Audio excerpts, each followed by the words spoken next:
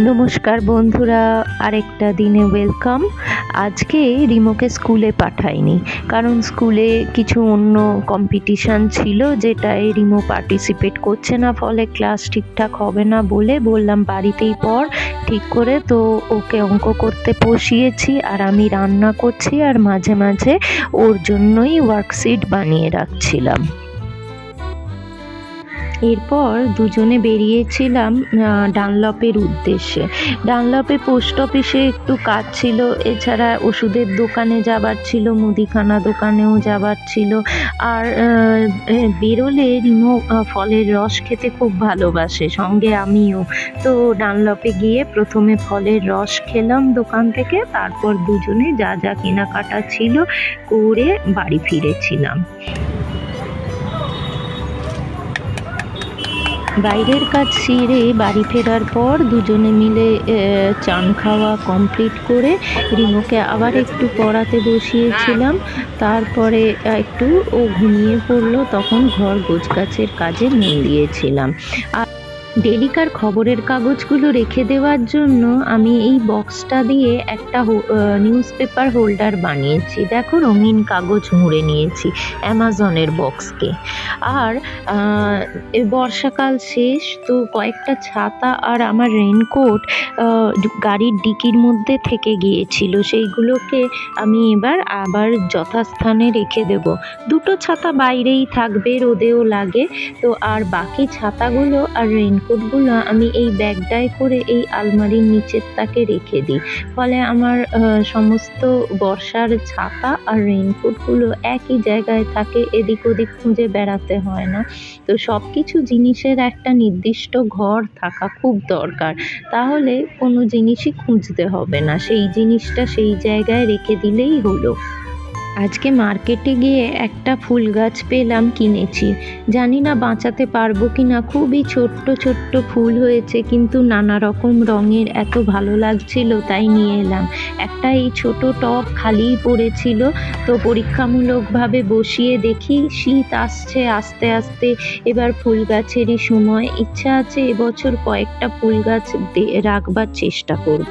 তো সব কটা গাছকেই একে একে আমি একটু সার আর একটু করে মাটি দিয়ে, একটুখানি মাটিটা কুপিয়ে দিয়ে, আমি জেনারেলি স্টিলের একটা কাঁটা চামচ ইউজ করি মাটি কোপানোর জন্য, সেই দিয়েই কুপিয়ে দিই। আর দিয়ে একটু জল আর একটু সার দিয়ে আমি সব কটা গাছেরই আজকে একটু যত্ন করে নিলাম। মাঝে মাঝে গাছগুলো যত্ন করলে গাছগুলো ভালো থাকে। তো আমার যেহেতু দুটো বারান্দাই উত্তরের দিকে, শীতকালে ঠান্ডা হাওয়ায় গাছগুলো শুকিয়ে যায়, বিশেষ করে তুলসী গাছ তো ভীষণই শুকিয়ে যায়, প্রত্যেক বছরই প্রায় মরে যায়। জানি না এবছর বাঁচাতে পারবো কি না। তো আমি ইচ্ছা আছে এবছর শীতে যদি কিছু ফুল গাছ লাগাতে পারি, কিন্তু আমি সেইভাবে গার্ডেনিং পারি না। ওই কয়েকটা গাছই আমার আছে। আগে আমার শ্বশুরমশাই খুব ভালো গার্ডেনিং করতেন, এই ছোট্ট বারান্দাতেই প্রচুর গাছ ছিল ওনার, কিন্তু ফুলের গাছ সেই অর্থে ছিল না, কারণ আমি জানি না রোদ্দুর ছাড়া ফুলের গাছ বাঁচে কিনা। তো এই দেখো, এই একটাও খালি টব যাতে ওয়েস্টেজ না হয়, আমি সেই জন্য এটাতেও এই গাছটা দিয়ে আমার।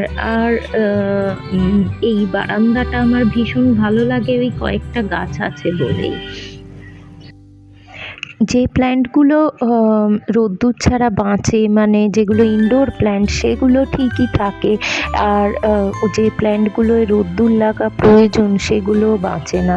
তো আমি যে এই জন্য সেই ধরনেরই প্ল্যান্ট রেখেছি যেগুলো রোদ্দুর ছাড়া বাঁচতে পারে। তো সবুজের একটা আলাদা মাহাত্ম্য, গাছ থাকলে যেন সৌন্দর্যটা দ্বিগুণ হয়ে যায়। তো আমি ঘরের মধ্যেও কয়েকটা স্নেক প্ল্যান্ট আর অন্য প্ল্যান্ট রাখবার চেষ্টা করেছি, কিন্তু ঘরের ভেতরে তো একেবারেই রোদ্দুরের কোনো আলোরই আভাস নেই। আমার ডাইনিংয়ে তো দিনের বেলাতেও আলো জ্বালাতে হয়, কিন্তু ঘরগুলোয় সামান্য আলো আছে, সেখানে বাঁচে। আর বারান্দাতেও আলো আছে বলে ওখানে গাছগুলো বাঁচে, কিন্তু ফুলের গাছ বা তুলসী গাছ এগুলো শীতকালে কীরকম থাকবে এবছর সেটাই দেখার। এখন আমার জীবনে রিমোর সঙ্গে অনেকটা ওতপ্রোতভাবে জড়িত, যেহেতু ওর স্কুল থাকলে একরকমভাবে রুটিন সেট করি, ওর স্কুল না থাকলে বাড়িতে থাকলে আমি আরেক রকমভাবে রুটিন সেট করি। যেদিন ও বাড়িতে থাকে চেষ্টা করি ওকে যতটা সম্ভব পড়া এগিয়ে রাখার, আর যেদিন ও স্কুলে যায় তখন ঘরের যতটা সম্ভব কাজ কমপ্লিট করে রাখি। আর যেহেতু আমাদের ভারতবর্ষ তথা এই সমস্ত দেশে মানে ডাস্ট প্রবণ এরিয়া, সেই জন্য পরিষ্কার করতে তো আমাদের দিনের অর্ধেক সময়ই কেটে যায়। আজকে আমি পরিষ্কার করব, কাল বাদে পরশু আবার একটা ধুলোর আস্তরণ জমে যায়। তো ফলে এইভাবেই সাইকেলে ঘুরতে থাকে। তবে এখন একটা ভালো উপায় পেয়েছি, আমি কয়েকটা ভিডিও ধরে লাস্টে বলতে থাকছি না যে ঈশ্বরের নাম জপ। তো আবারও বলবো যে মানে যতটুকু টাইম পাই আমি নাম জপ করতে থাকি। এই ধরুন গাছগুলোকে ঠিকঠাক করছি, সেই সঙ্গে কিন্তু মনের মধ্যে নাম জপ করে নিচ্ছি। তো এর মধ্যে যে কতবার হয়ে গেল, এতে গুনবার দরকার নেই, মালার দরকার নেই, কোনো কিছুর দরকার নেই। যখনই মনে থাকছে তখনই ঠাকুরের নাম জপ করে যাও। এতে যে কী উপকার পাওয়া যায় তা আমি ভাষায় প্রকাশ করতে পারবো না। এখন কোনো টেনশন বা চিন্তা বিশেষ আর হয় না, হলেও সঙ্গে সঙ্গে নাম জপ অল্প কিছুক্ষণের মধ্যেই সব টেনশন পালাবার পথ পায় না। রাতে ঘুম আসছে না, নাম জপ করতে থাকি, ব্যাস একটু বাদেই কখন যে ঘুমিয়ে পড়েছি বুঝতেই পারি না, আর ঘুমের ওষুধের দরকার নেই।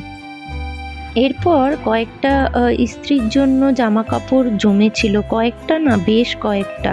আমি আগের দিনের যে কাজের লিস্ট দেখাচ্ছিলাম তাতে প্রায় সবই হয়ে গিয়েছিল, শুধুমাত্র এই কয়েকটা ইস্ত্রি করার কাজটা বাকি ছিল। তো আজকে ভাবলাম রিমো যখন ঘুমিয়েই পড়েছে দুপুরে, তাহলে আমি এই ইস্ত্রিগুলো কমপ্লিট করে রাখি।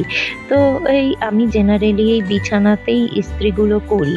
তাতে কি সুবিধে হয়, আমি একেবারে একটা ওই ব্যাগ দেখলেন না, ওই ব্যাগে জমা করতে থাকি যেগুলো ইস্ত্রি করবার। তবে ওর বাবার জামা কাপড়গুলো, প্যান্টগুলো আমি জেনারেলি বাইরে দোকান থেকে ইস্ত্রি করাই। আর আমার আর রিমোরগুলো অত পারফেকশনের দরকার নেই, আমরা তো মোটামুটি এদিক ওদিক যাবার জন্যই লাগে। রিমোর স্কুল ড্রেস ডেলিকার ডেইলি, তো ওইগুলো আমি ইস্ত্রি করে নিই হাতে। তো ইস্ত্রি করতেও যা খরচা হয়েছে, কিন্তু ওর বাবা যেহেতু মিটিং যায়, এপাশ ওপাশ যায়, ওই জন্য ওর বাবার জামা কাপড়গুলো আমি বাইরে থেকে ইস্ত্রি করাই। তো প্রথমে এই শার্টটা ইস্ত্রি করে দেখালাম, আপনারা সবাই জানেন কিভাবে করতে হয়। তবু যদি কেউ নতুন থাকে, আমিও একদিন অন্যের দেখে শিখেছিলাম, তাই দেখিয়ে দিলাম কিভাবে আমি শার্টগুলোকে ইস্ত্রি করি। এরপর একে একে একসময় সব কটা কমপ্লিট হয়ে যাবে। কোনো কাজ শুরু করতেই ভয় লাগে, কিন্তু একবার শুরু করে দিলে কখন যে সেটা কমপ্লিট হয়ে যায় বোঝাই যায় না। তো আজকে আবার 6:30 নাগাদ রিমোকে পড়তে নিয়ে যাব ওর ম্যাথস কোচিংয়ে। এখন বেলা ছোট হয়ে গেছে, দেখুন ইস্ত্রি করতে করতেই বাইরের বারান্দা আস্তে আস্তে সন্ধে হয়ে যাবে। তো আমি একের পর এক করে যাচ্ছি আর মনে মনে ঠাকুরের নাম নিচ্ছি, আর রিমো পাশেই ঘুমোচ্ছে কিন্তু এই বিছানাতেই। তো এইভাবে একের পর এক কাজ হতে থাকে। যখন রান্না করি তখনও ঠাকুরের নাম নিই। বলে ঠাকুরের কৃপা ছাড়া তুমি কিছুই করতে পারবে না। তো নিশ্চয়ই ঠাকুর কৃপা করেছেন, তাই তার নাম নিতে পারছি। এই জন্য ঠাকুরকে মনে মনে অসংখ্য ধন্যবাদ জানাই। এতে যে আমার জীবন কত সুন্দর হয়ে গেছে, কত সহজ সরল হয়ে গেছে, তা বলে বোঝাবার নয়। যাই হোক, এরপর রেডি হব, রিমোকে ডাকবো, ডেকে অল্প কিছু খাইয়ে দুজনে আবার স্কুটি নিয়ে বেরোবো ওর অঙ্কের কোচিংয়ের উদ্দেশ্যে। ইস্ত্রি প্রায় শেষের পথে, ওই দেখুন কতগুলো জমা হয়েছে। লাস্টে এই রুমালগুলো করে নিই। ততক্ষণে ইস্ত্রির সুইচ কিন্তু অফ করে দিয়েছি, যেটুকু গরম থাকে ইস্ত্রি তাই দিয়ে রুমালগুলোকে করে নিই। এই যে রেডি হয়ে গেছি, এবার নিয়ে বেরোবো ওকে, আবার স্কুটি চালানোর পালা। এটা একটু দূরেই আছে ওর কোচিংটা। এই দেখুন এখনো চুল আঁচড়াতে শেখেনি, আর কি চুল আঁচড়াবো, না এক্ষুনি হেলমেট পরবে তাতে তো আবার চুল ঘেঁটেই যাবে। যাই হোক, ওই আমার এখন সর্বক্ষণের সবসময়ের সঙ্গী। আরও বড় হয়ে গেলে ওর যখন নিজের জীবন, নিজের জগৎ তৈরি হয়ে যাবে, তখন এই দিনগুলো খুব মিস করব। তখনকার জন্যই ভিডিওগুলো সেভ করা থাক, দেখবো, মনে পড়বে, এই রকমভাবে আমার দিনগুলো কাটতো ওকে ঘিরে। তখন তো ওর জগৎ অনুযায়ী ওকে ছেড়ে দিতে হবে, তখন আমাকে আমার মতো আছে সেই ঈশ্বর, তাকে নিয়েই কেটে যাবে বাকি জীবনটা। তো অনেক দিন বাদে পরপর দুটো ভিডিও করে ফেললাম। আজকে এই পড়তে দিয়ে আসবো, দিয়ে এসে আমি বাড়ি চলে আসবো। রাস্তায় খুব জ্যাম ছিল, তো বাড়ি আসার পরে ওয়েট করে আবার ওকে আনতে যাব খানিকক্ষণ বাদে। এই তো ফেরার পথে আজকে জানি না রাস্তায় খুব জ্যাম ছিল। ও হ্যাঁ, প্রত্যেক শনি আর মঙ্গলবার ওকে পড়তে নিয়ে যাই।